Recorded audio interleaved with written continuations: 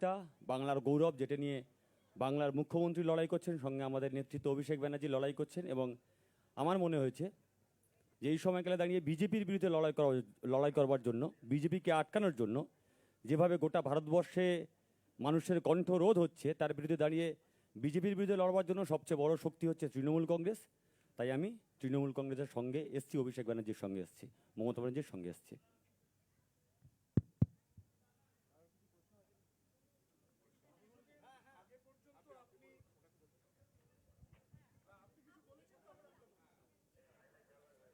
না, প্রতিকূর তার কথা বলেছেন। আমি প্রতিকূরের সাথে বিগত দিনেও অনেকবার কথা বলেছি। আমার বিরুদ্ধে প্রতিদ্বন্দ্বিতাও করেছিল 2024 সালে, আপনারা জানেন। ওর বাড়ি ডায়মন্ড হারবার 1 নম্বর ব্লকের বাসুলডাঙ্গা বলে একটা গ্রাম পঞ্চায়েত আছে, সেখানে। তো আমি দীর্ঘদিন ধরে ওকে দেখেছি, ওর কথা শুনেছি, সামনাসামনি আমার কোনোদিন দেখা হয়নি। এবং সিপিএম দলে যে কজন, বিশেষ করে এই প্রজন্মের যারা প্রতিনিধিরা লড়াই করছেন, আমি লড়াই করছেন কথাটা অত্যন্ত সচেতনভাবে ব্যবহার করছি। তার কারণ যেটুকু মিছিল মিটিং হয় এদেরকেই দেখা যায়, বাকি তো সিপিএম খালি টিভির পর্দায় রয়েছে আর সোশ্যাল মিডিয়ায় যত বিপ্লব।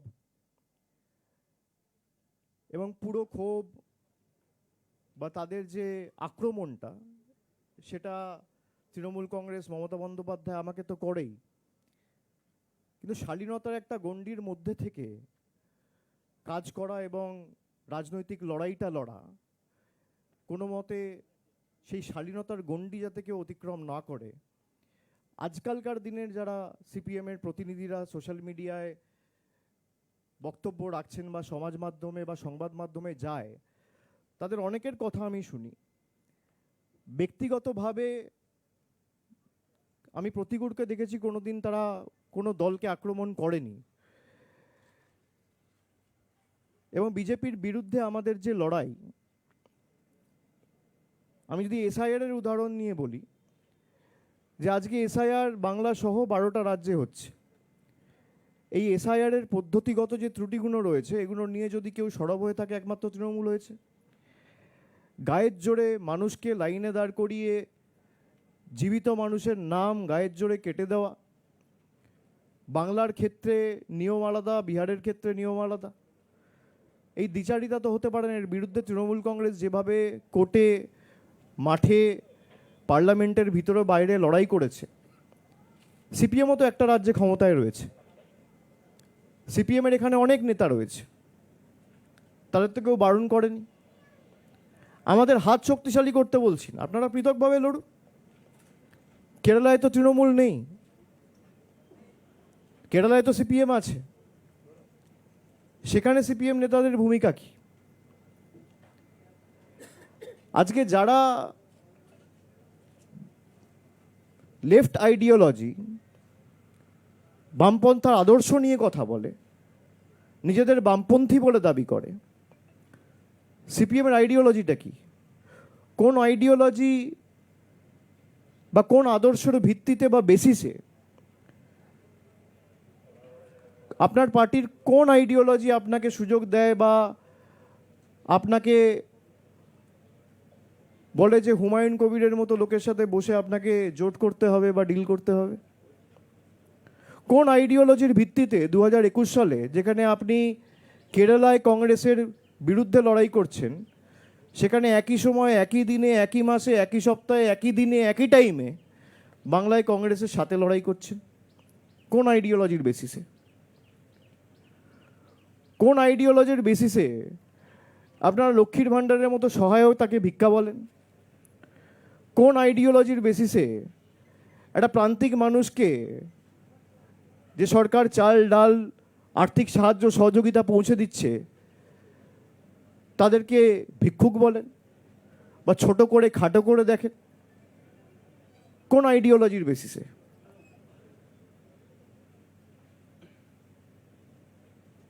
সিপিএম এর আইডিওলজি কি? অনেকে জিজ্ঞেস করে তৃণমূলের আইডিওলজি কি। আমাদের আইডিওলজি ওয়েলফেয়ারিজম। একটা প্রান্তিক মানুষকে সহযোগিতা, সাহায্যের হাত বাড়িয়ে দেওয়া, গ্রামের একদম প্রান্তিক এলাকায়ও যে দাঁড়িয়ে আছে সেও যেন পরিষেবা থেকে বঞ্চিত না হয়। মমতা ব্যানার্জি অপরাধ করেছেন, আমাদের সরকার অপরাধ করেছেন লক্ষ্মীর ভাণ্ডার দিয়ে, রাজ্যটাকে নাকি দেউলিয়া করে দিয়েছে। 34 বছর যারা ক্ষমতায় ছিল, ঋণের পরিসংখ্যান ছিল 2,04,000 কোটি টাকা। কাউকে তো ভাতাও দেননি, দুটো মাল্টি সুপার স্পেশালিটি হাসপাতাল করেননি, 4টে বিশ্ববিদ্যালয় করেননি। কোন আইডিওলজির বেসিসে আপনি কম্পিউটার বন্ধ করেন? আইডিওলজিটা কি আমি জানতে চাইছি। আমার আইডিওলজি, আমাদের দলের আইডিওলজি আমাদের বলে যে কোনো মানুষকে পরিষেবা পৌঁছে দেওয়া, আর্থিক সাহায্য হোক, যেটুকু আমাদের সামর্থ্য রয়েছে, সীমাবদ্ধ ক্ষমতা রয়েছে, তার বেসিসে যতটুকু আমরা পারবো আমরা মানুষের পাশে দাঁড়াবো। মমতা ব্যানার্জি সরকার দাঁড়িয়েছে, অর্থ সরাসরি মানুষের হাতে পৌঁছে দিয়েছে। আপনাদের গাত্রদাহ কেন, গায়ে জ্বালা কেন? আমি দুদিন ধরে সংবাদ মাধ্যম দেখছি, সেখানে প্রতিকূলকে বলা হচ্ছে তৃণমূলের সাথে ডিল করেছে। ডিলটা কি? ডিল, তিনি বিধানসভা নির্বাচনের টিকিট পাচ্ছেন। প্রতিকূল আমাকে নিজে এসে বলছে, দাদা দল যদি আমাকে টিকিট দেয়ও আমি টিকিট নেবো না। আপনি একটা ছেলেকে জানেন না, আপনার সাথে যে এতদিন ধরে দল করলো তাকে আপনি চেনেনই না। আপনি তাকে আগেই ঘোষণা করে দিলেন যে সে বেঈমান, সে গদ্দার। তার কারণ আপনার কাছে সে বশ্যতা স্বীকার করেনি, আপনার হ্যাঁতে হ্যাঁ মেলায়নি, আপনার স্তাবকে পরিণত হয়নি। খুব গায়ে জ্বালা সেলিম বাবুদের। তৃণমূলের সাথে ডিল হয়েছে, সংবাদ মাধ্যমে স্নো পাউডার মেখে ঘুরে বেড়ানো নেতা বলে দিচ্ছে তৃণমূলের সাথে সেটেলমেন্ট হয়ে গেছে। আমি এটা সংবাদ মাধ্যমে বলতাম না, কিন্তু আমি যদি এটা না বলি, মানে আমার এটা বিবেকে লাগবে যে আমি কিছু বলার আগে ও এসে আমাকে বলছে যে আমি বিধানসভা নির্বাচনে দাদা কোনো টিকিটের জন্য আসিনি, আমি দল টিকিট দিলেও নেবো না, আমি সংগঠনে কাজ করব। আজকালকার দিনে কজনকে পাওয়া যাবে যার রাজনীতিতে কোনো চাওয়া পাওয়া নেই? রাজনৈতিক কর্মী সমর্থক প্রত্যেক দলেরই থাকে, কিন্তু ভালো কর্মী আপনি কোথায় পাবেন? তৃণমূলেও যেমন ভালো খারাপ আছে, বিজেপিতেও ভালো খারাপ আছে, সিপিএমও আছে, সব দলেই থাকে। যাদের চাওয়া পাওয়ার কিছু নেই, মানুষের জন্য নিঃস্বার্থে কাজ করতে চায়, মানুষের জন্য সর্বক্ষণের কর্মী হয়ে কাজ করতে চায়, এর জন্য কারোর রবার স্ট্যাম্পের প্রয়োজন হয় না। সিপিএমের জোনাল কমিটি, লোকাল কমিটি আর আলিমুদ্দিনে বসে থাকা নেতারা আমার সার্টিফিকেট দেবে, তারপর আমাকে বামপন্থী হিসেবে গণ্য করা হবে। এ তো একই জিনিস। আমরা বলি আমরা স্বামী বিবেকানন্দর হিন্দু ধর্মে বিশ্বাস করি, যোগী আদিত্যনাথের হিন্দু ধর্মে বিশ্বাস করি না। মমতা বন্দ্যোপাধ্যায়কে মহেশ্বতা দেবীর মতো একজন লেখক, তিনি প্রকাশ্যে বলেছিলেন, আমার এখনো মনে আছে, খুব সম্ভবত উলুবেড়িয়ার একটা সভা থেকে, যে মমতার বয়স বাড়ছে, এনার্জিও বাড়ছে। আমার এখনো মনে আছে। মহেশ্বতা দেবীর মতাদর্শ কি ছিল? অমর্ত্য সেনের মতাদর্শ কি? অমর্ত্য সেন বলছেন দেশের যোগ্য প্রধানমন্ত্রীর পদপ্রার্থী হচ্ছে মমতা বন্দ্যোপাধ্যায়। আমি বলছি না, আপনারা আমাকে মিসকোট করবেন না। অমর্ত্য সেন বলছেন। তার আইডিওলজি কি? তিনি বামপন্থী নয়?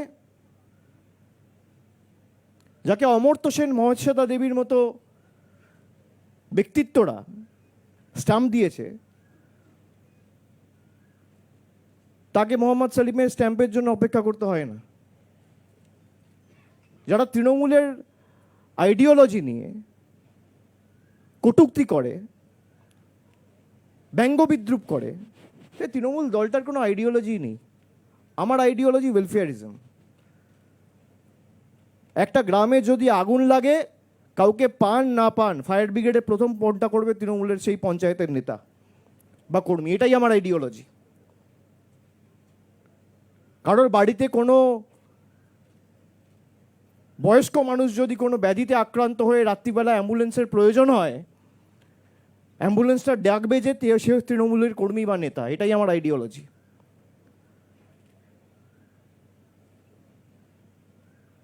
লকডাউনের সময় যাতে কাউকে অভুক্ত অবস্থায় শুতে না হয়, আমরা কমিউনিটি কিচেন করে মানুষের বাড়িতে খাবার পৌঁছে দিয়েছি, মানুষের বাড়ির বাইরে গিয়ে। কাউকে এসে লাইনে দাঁড়িয়ে খাবার নিতে হয়নি। এটা আমার আইডিওলজি। নারী ক্ষমতায়নের কথা অনেকে বলেছে, মানুষকে সে নারী ক্ষমতায়নের মডেলকে বাস্তবায়িত করেছেন মমতা বন্দ্যোপাধ্যায়। 1500 টাকা করে লক্ষ্মীর ভাণ্ডার মহিলাদের ব্যাংক অ্যাকাউন্টে সরাসরি ডিবিটি করে। এটা আমার আইডিওলজি। যুবশ্রী করেছেন তিনি। আমরা তো জিজ্ঞেস করছি না কে বিজেপি করে, কে সিপিএম করে। যারা মাধ্যমিক পাশ করেছেন কিন্তু এখনো চাকরি পাননি, তাদেরকে সাহায্য করে সহযোগিতার হাত বাড়িয়ে দিয়েছে আমাদের সরকার, তার যাতে অসুবিধা না হয়। সে বলছে অনেকে বলছে 1500 টাকায় কিছু হয় না। আমি মানি 1500 টাকায় কিছু হয় না, কিন্তু তাকে যদি আগামী দিন 5টা জায়গায় ইন্টারভিউ দিতে হয়, তার মায়ের কাছে হাত পাততে হবে না। এই 1500 টাকা করে গাড়ি ভাড়া দিয়ে সে নিজের ইন্টারভিউটা নিজে দিতে পারবে। এটা আমার আইডিওলজি।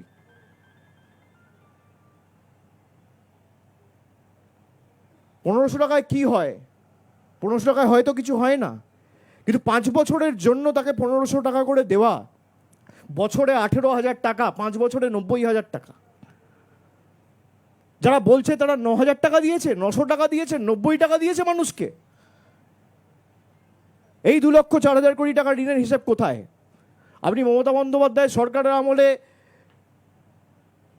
একাধিক উন্নয়নমূলক প্রকল্প, পরিকাঠামোগত উন্নয়ন, রাস্তাঘাট, আলো, জলের প্রকল্প, ইলেকট্রিফিকেশন, গ্রামে গ্রামে বিদ্যুৎ পরিষেবা, এগুলো তো দেখেছেন। সিপিএম আমলে হয়েছে কি? প্রতিকূলতা তো সিপিএম ক্ষমতা থেকে যাওয়ার পর কার্যত রাজনীতিতে আসার সুযোগ পেয়েছে। ওর বয়স তো বেশি না, আমার থেকে ছোট, 5 বছরের। কিন্তু হঠাৎ করে বলে দেওয়া হলো ডিল করে নিয়েছে। ডিল কি? আমি বলার আগে আমায় বলেছে। ঋতব্রত বন্দ্যোপাধ্যায় যখন এসেছিল, চাওয়া পাওয়ার জন্য আসেনি। কানাইয়া কুমারের মতো ছেলে চলে গেছে কংগ্রেসে, সব ধান্দাবাজ। আর যাদের অঙ্গুলি হেলনে 35% ভোট বিজেপিতে ট্রান্সফার হয়েছে, তারা ধোয়া তুলসী পাতা। তারা জবে থেকে দল চালাচ্ছে, সিপিএম চালাচ্ছে, সিপিএমের 40% ভোট। 2016 সালে সিপিএমের কজন বিধায়ক ছিল? কি এমন জাদুকাঠি 4%, 5% ভোটে নেমে গেল 3 বছরের মধ্যে 2019 সালে? যাদের কারণে আজ সিপিএম শূন্য, তারা আজকে অন্যকে আক্রমণ করে ব্যক্তি আক্রমণে নেমেছে। আয়নায় নিজের মুখটা দেখা উচিত। কার সাথে লড়বেন আগে ঠিক করুন। যারা বিজেপির কথায় উঠছে বসছে, বিজেপির থেকে টাকা নিয়ে বাংলায় আগুন জ্বালানোর চেষ্টা করছে, তাদের সাথে রাতের অন্ধকারে মিটিং। 2021 সালে একই জিনিস করেছিল, 2026-এও একই জিনিস। এত বড় রেজিমেন্টেড পার্টি, কখনো আব্বাস সিদ্দিকী, কখনো নৌশাদ সিদ্দিকী, কখনো হুমায়ুন কবির। লজ্জা লাগে না? আপনারা তৃণমূলের আইডিওলজি নিয়ে ব্যঙ্গবিদ্রুপ করেন।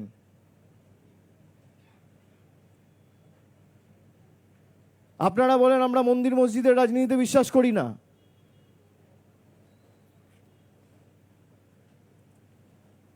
যারা এই বড় বড় কথা বলে, প্রশ্ন করে, অন্যকে ব্যঙ্গবিদ্রুপ করে, ছোট করে, খাটো করে দেখায়, তাদেরকে বলবো আয়নায় মুখ দেখুন।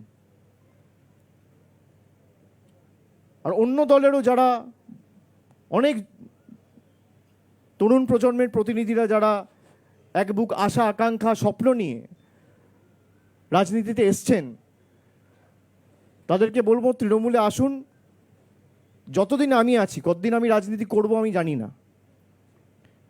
আর সে কি মানে আমি তো দলে একটা ঊর্ধ্বসীমার কথা বলেছি। I have to lead by example. মানুষ যতদিন বাঁচবে সে তো রাজনীতি করে না, তাকে তো অন্য কিছু করতে হতে পারে। তার মানে আমি কালকেই ছেড়ে দিচ্ছি, পাওয়ার কোনো প্রশ্ন নেই। কিন্তু যতদিন আমি আছি, মানুষ কতদিন বেঁচে আছে, কাল কি হবে পরশু কি হবে তো ভগবানের হাতে, আপনারা কেউই বলতে পারবেন না, আমিও বলতে পারবো না। আমি অন্তত সুযোগ করে দেবো আমার যতটুকু সামর্থ্য রয়েছে, এবং আমাদের দলনেত্রী বারে বারে আগামী প্রজন্মকে সরাসরি রাজনীতিতে এসে কাজ করার আহ্বান জানিয়েছে, তিনি সুযোগ করে দিয়েছেন। আপনারা দেখেছেন তৃণমূল যুব কংগ্রেসের দায়িত্বে থাকা সায়নী ঘোষকে তৃণমূল কংগ্রেস সুযোগ দিয়ে পার্লামেন্টে পাঠিয়েছে। একাধিক যুব সমাজের প্রতিনিধি। আমি যখন 14 সালে গেছি তখন আমার বয়স কার্যত 26 বছর, 12 বছর আগে। তো অনেককে সুযোগ দিয়েছে। দেবাংশুর মতো ছেলেকে আমরা গত ইলেকশনে তমলুক থেকে প্রার্থী করেছিলাম। 2016-তেও 2021-এও একাধিক যুব সমাজের প্রতিনিধি। নতুন পুরনো সংমিশ্রণেই একটা দল সমৃদ্ধশালী হয়ে ওঠে। তো আমি সকলকে আহ্বান করব যে আসুন সবাই মিলে যদি সমাজকে আরও শক্তিশালী করতে হয় এবং বিজেপির এই সাম্প্রদায়িক উস্কানি এবং বৈষম্যবাদী এবং বিভাজনের রাজনীতি থেকে যদি মুক্তি দিতে হয়, বাংলায় যেভাবে মমতা বন্দ্যোপাধ্যায় লড়াই করেছে ভারতবর্ষের কাছে মডেল। গতকালও তো আপনারা দেখেছেন এসআইআর নিয়ে সুপ্রিম কোর্ট যে রায় দিয়েছে, কোথাও তো ভাই ইলেকশন কমিশন আর সিইওর উপর অনাস্থা রয়েছে, সেই জন্য জুডিশিয়াল অফিসারদের অ্যাপয়েন্ট করার কথা বলা হয়েছে, নাহলে করবে কেন? অন্য জায়গাতেও হচ্ছে। আমরা এই কারণে বলেছিলাম যে এই হঠকারী সিদ্ধান্তের বিরুদ্ধে আমরা। আজকে আপনাকে তো পেছোতেই হচ্ছে। 14 তারিখ লিস্ট বেরোনোর কথা ছিল, এখন বলছে 28 তারিখ বেরোবে। কালকে বলেছে 28 তারিখ কিছু বেরোবে, যেগুলো বেরোতে পারবে না 28 তারিখ সেগুলো পরবর্তীকালে বেরোবে কেস ক্লিয়ার হওয়ার পরে। তো সময় তো লাগছে। আপনি বলেছিলেন 2 মাসে করবো, নেই করতে করতে 4 মাস লেগে গেল। এটাই যদি 2 বছর ধরে করতেন কোনো অসুবিধা ছিল না, কেউ বারণ করেনি। সময় নিয়ে আপনি করুন। বাকি আপনাদের কারোর প্রশ্ন থাকলে বা প্রতিকূলকে যদি কিছু প্রশ্ন করতে চান।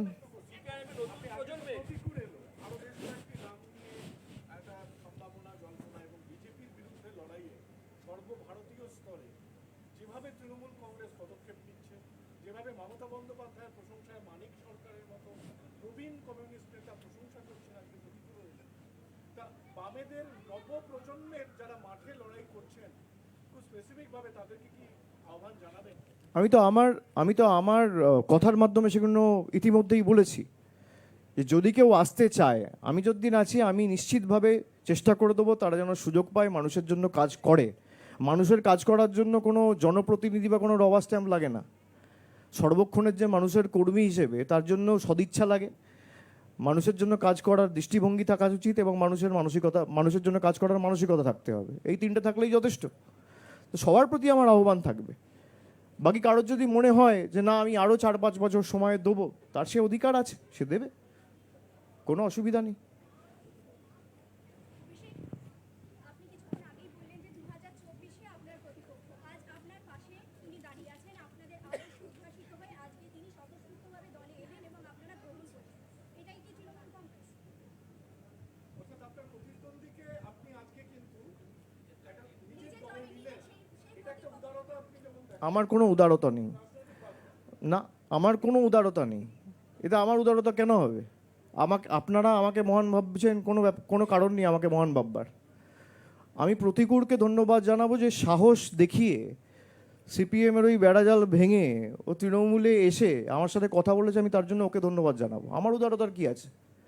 সমীর প্রতিতুণ্ডু আজকে নেই, আমার বিরুদ্ধে উনি 2014 সালে প্রার্থী হয়েছিলেন। আমি যখন রাজভবনের বাইরে ধর্ণা করছিলাম তখন সমীর প্রতিতুণ্ডু সেই মঞ্চে এসে বলেছিলেন অভিষেক যে বলছে যে ধর্ণা করছে যে ইস্যু নিয়ে 100 দিনের কাজ নিয়ে আমি তাকে সমর্থন জানাই। আমার উদারতা, তার উদারতা, তিনি এসছেন। তো আমার কোনো এখানে উদারতা দেখানোর ব্যাপার নেই, আমার ক্রেডিট চাই না। এগুলো অন্যান্য দলে যারা করে, যারা লাইমলাইটে থাকার জন্য করে, তারা এসব বলে যে আমার উদারতা। কোনো উদারতা নেই। কিসের উদারতা?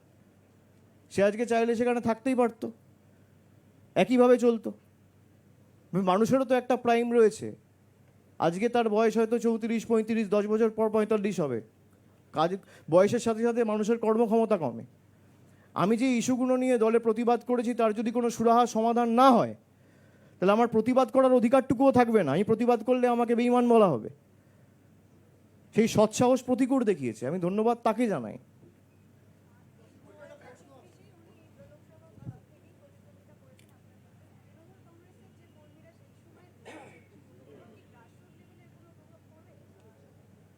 আপনি ঘুরে চিহ্নিত করুন, যদি কোথাও পরে আমাকে জানাবেন, আমি হাত জোর করে তার কাছে ক্ষমা চেয়ে নেব। সাংবাদিকতা তো আপনাদের কাজ, এবং সাংবাদিকরা সমাজের চোখ এবং কান। আপনারা যান বিস্তীর্ণ এলাকায়, বুথে গিয়ে একটু খোঁজ খবর নিন। যদি কেউ বলে যে না, প্রতিকূলের তৃণমূলে যোগদান আমরা ভালো চোখে দেখছি না, আমি ফোন করে ভিডিও কলে বা তার বাড়ি গিয়ে তার থেকে ক্ষমা চেয়ে নেব। ঠিক আছে?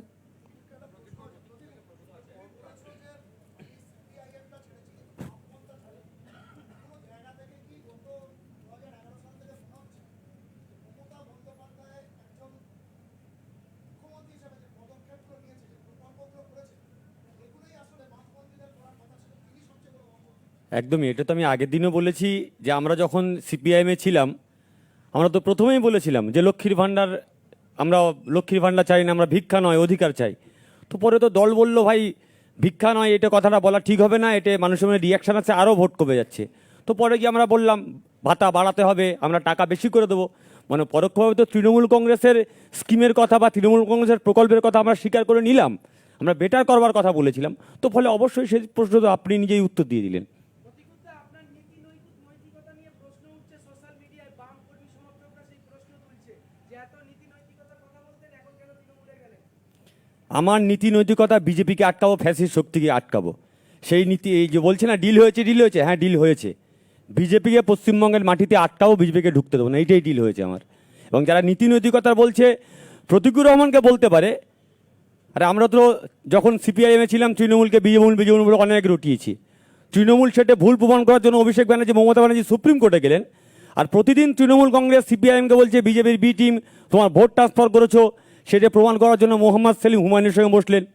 সেটা প্রমাণ করার জন্য মোহাম্মদ সেলিম ওয়েলফেয়ার পার্টির নেতাদের নিয়ে এসে আলিমুদ্দিনে মিটিং করলেন। সেটা প্রমাণ করবার জন্য এসডিপিআইয়ের মতো প্রকাশ্য সভাতে সিপিএমের প্রতিনিধি পাঠাচ্ছেন। তো ফলে পরিষ্কার হয়ে গেছে কে কোন ডিল করেছে।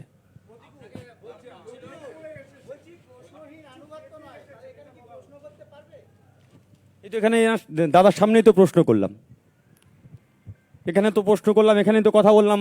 আমার তো মনে হয়নি কোথাও যে আমি ভয়ের মধ্যে আছি বা আমি প্রশ্ন করতে পারছি না বা আমার হেজিটেশন ফিল হচ্ছে বা আমি কাছে যেতে পারছি না, আমার একবারও মনে হচ্ছে না।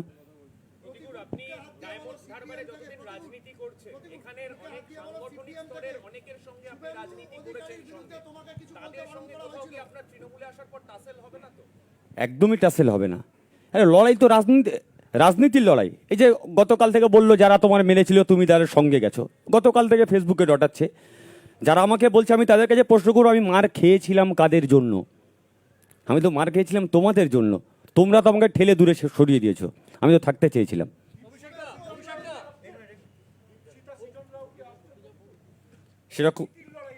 সেরকম কোনো কথা আমার সঙ্গে হয়নি। সেটা তুমি ওকে জিজ্ঞেস করছো কেন? ওদেরকে জিজ্ঞেস করো। তবে এটুকু বলতে পারি, দলে দম বন্ধ করা পরিস্থিতির মধ্যে অনেকেই মুখ খোলা শুরু করেছে। হয়তো আমি রাজপ্রাসাদের বাইরে এসে জিজ্ঞেস করেছি রাজা একটু থামুন, ওই প্রসাদের মধ্যে ঘুমন্ত শিশু জেগে উঠেছে, প্রশ্ন করবে রাজা তোর কাপড় কোথায়।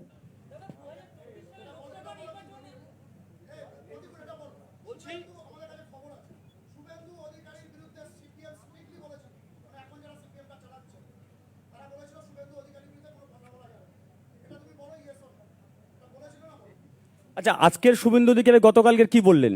সেলিম সাহেবের সঙ্গে প্রতিকূলের তুলনা হয়? দুদিন আগে সেলিম সাহেবকে আক্রমণ করলেন, এখন বলছে সেলিম সাহেবকে আক্রমণ করলে হয়? তো ফলে আমি কি উত্তর দেবো? উত্তর তো শুভেন্দু নিজেই দিয়ে দিয়েছেন। লোকসভা নির্বাচনে কতবার ফোন করেছিলেন, কি কথা হয়েছিল, ঠিক আছে, সময় এলে সমস্ত আস্তে আস্তে আসবে, অসুবিধা কিছু নেই।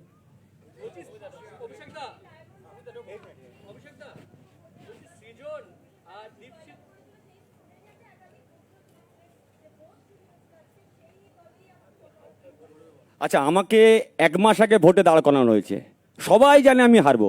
তো আমি কি বলতাম? আমি হেরে গেছি, আমার সাংগঠনিক শক্তি নেই, আমি ডায়মন্ড হারবারে ক্যান্ডিডেট দিতে পারিনি, আমার কাছে বেস্ট অপশন ছিল এটাই বলা ভোট লুট হয়েছে না। আপনি নিজে ঘুরে দেখুন না কোনটা সাংগঠনিক শক্তি আছে আর কোনটা সাংগঠনিক শক্তি নেই। ডায়মন্ড হারবারে 2000 বুথ রয়েছে, আপনি 2000 সিপিএম বুথ এজেন্টের নাম জোগাড় করে আমাকে দিন, আপনাকে চ্যালেঞ্জ দিচ্ছি আমি। সিপিএম বুথে বসতে পারবে না, দায় তৃণমূলের। কংগ্রেস এজেন্ট দিতে পারবে না, দায় তৃণমূলের। আমাদের এজেন্টরা বসবে নাকি সিপিএমের এজেন্ট হয়ে? আপনি জোগাড় করে দিন। তো লগবুক থাকে, তো স্ক্রুটিনির সময় থাকে, ভোটের পরের দিন সবাইকে যেতে হয়, ইলেকশন এজেন্ট থাকে। আপনি যান না, জোগাড় করে দিন আমাকে। আপনি ডায়মন্ড হারবার ছেড়ে দিন, যে কোনো একটা লোকসভা বেছে নিন, 2000 এজেন্ট বার করে দিন, ওই মুর্শিদাবাদ মালদা ছাড়া।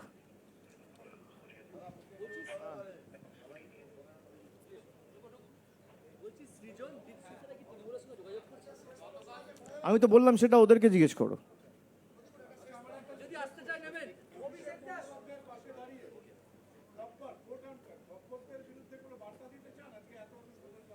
আমি কোনো ব্যক্তি আক্রমণ করতে চাই না।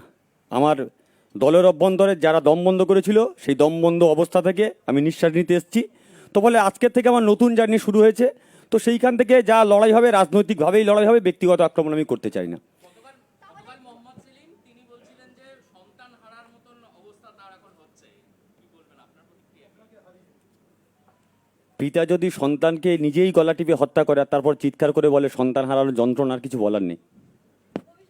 আমার সোকল পিতা, আপনি ভালো থাকবেন। আমি অনেকবার করে বলেছিলাম পিতা আমার সঙ্গে কথা বলুন, বাবা কথা বলুন, বাবা কথা বলেননি, দরজাও খোলেননি। অভিষেকটা আপনারা এত শক্তিশালী সংগঠন পুরো রাজ্য জুড়ে রয়েছে, তারপরেও একটা শূন্য হয়ে যাওয়া দল থেকে কেন নেতা নিতে হলো আপনাদের?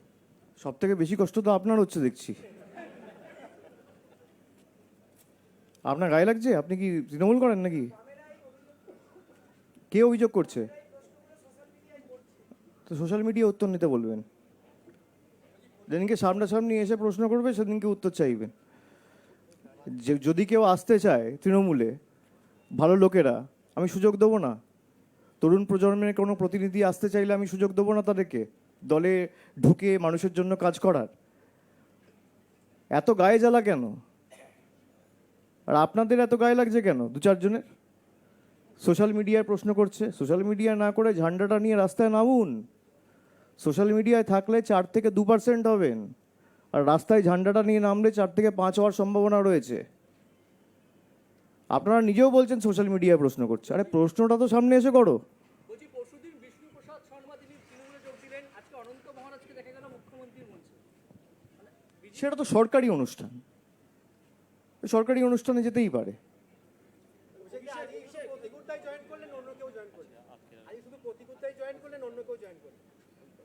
আজকে তো প্রতিকূল এসছে, আপনি বোধহয় আশা করছিলেন অন্য অনেকে আসবে।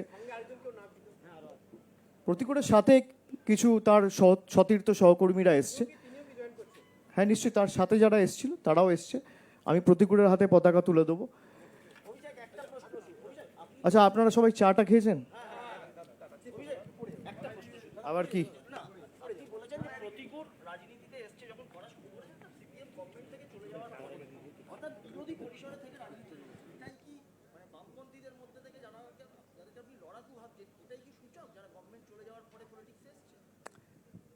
দেখুন, আমরা বিগত দিনে যাদেরকে দেখেছি সামনে মাঠে ময়দানে লড়াই করছে, আমি বলেছি প্রতিকূল তাদের মধ্যে অন্যতম। কিন্তু তাদের মধ্যেও ভালো খারাপ রয়েছে, তাদের দলের অভ্যন্তরীণ কি বিষয় আমি তো বলতে পারবো না। কিন্তু যদি কারোর মনে হয় যে এই দলে আমি 10 বছর 12 বছর কাটিয়েছি এবং আমার দাবি বা আমার কথাগুলোকে মান্যতা দেওয়া হচ্ছে না বা সাজেশনগুলো কনসিডার করা হচ্ছে না, তার যদি মনে হয় যে সিপিএম একটা ব্যক্তির দ্বারা তাদের স্বার্থ চরিতার্থ করার জন্য দলটাকে লাটে ওঠানো হচ্ছে, আমি তাদের কাছে আহ্বান জানাবো যে তারা সেই দল ছেড়ে সময় নষ্ট না করে মানুষের জন্য কাজ করে। এবং তৃণমূল বলে না, তাদের যদি মনে হয় অন্য দলে যাওয়ার, তারা যেতে পারে, সেই সুযোগও তাদের কাছে আছে। আমি যেহেতু একটা দলে রয়েছি এবং আমি দলের সাধারণ সম্পাদক, আমি দলের সাংসদ, আমার এটা অধিকার যে আমার দলে আমি চাইবো তারা আসুক এবং মানুষের জন্য কাজ করার সুযোগ পাক। কিন্তু যে কজন মাঠে ময়দানে লড়াই করেছে বা চাওয়া পাওয়ার রাজনীতি যারা করেনি, যাদের রাজনীতি থেকে পাওয়ার কিছু নেই, যাদের কোনো স্বার্থ নেই, যারা স্বার্থ সিদ্ধির জন্য রাজনীতিতে আসেনি, তাদের মধ্যে আমি মনে করি প্রতিকূল অন্যতম। এবং আমি খুব খুশি হয়েছি ও আজকে এসছে, তাই আমি ওকে ধন্যবাদ জানাই।